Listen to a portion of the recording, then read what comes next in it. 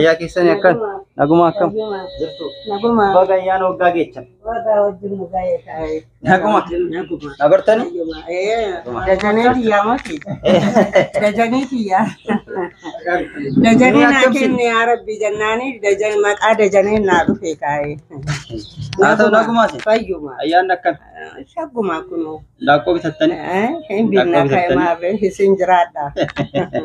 Najrada nam bitamar gabanga da. Gana ada miti? Ya rakin apa agumi itu kerjanya? Gana buya shantu jera? Akka sirrit tindaballe mo yoro dan tu waya jedin. Oguma. Wayu? Oguma asab niki. Ya jolle kesan tu siyadate? Kanan dura kan isin gargara turan jechuudha. Hanna Saffafi ababa gaaddisat. Kanan dura le isin gargara ni yoro lammaffaa jechuudha. Harram musadaffaadha bageetti singaye.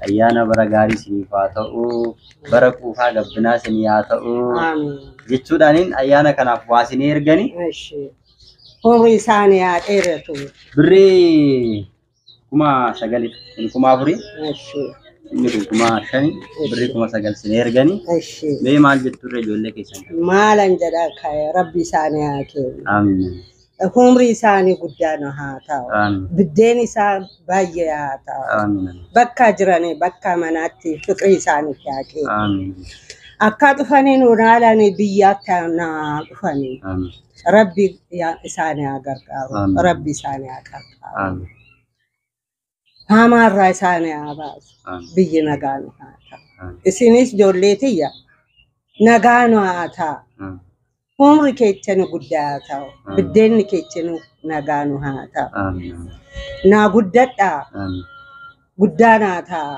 guutuunaa ta'a guutama rabbi sinaa amiin ayyaana gaarii sinifaa ta'u amiin sirriitti egaa ayyaana gaarii akka dabarsitan hin qabna isaanis kana arganii ni gammadu ayyaana booddee immoo egaa ayyaanni masqalaas jira yookiin deebinee tol argina rabbi ittiin nu haa ga'u fayyaa ta'a rabbi sinaa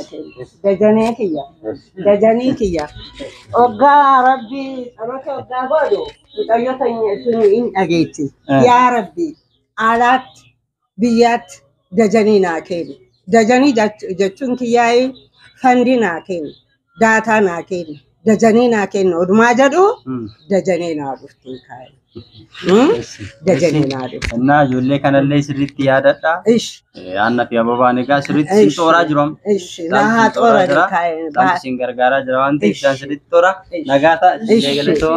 እግዚአብሔር ይስጣችሁ ፈጣሪ ይስጣችሁ እግዚአብሔር ይስጣችሁ እድሜያችሁ ረጅም ይሁን እንጀራችሁ ሰፊ ይሁን እግዚአብሔር አምላክ ፈጣሪ አምላክ የእናንተ አምላክ ሀገሩንም የኛንም አምላክ በጸሎታችን በግዞታችን ሀገራችን ሰላም ሆኖ ውለዱልኝ ክበዱልኝ ትልቁኑልኝ እግዚአብሔር ይስጣችሁ በሰላም ግባ አባዬ በሰላም የመጣችሁት በሰላም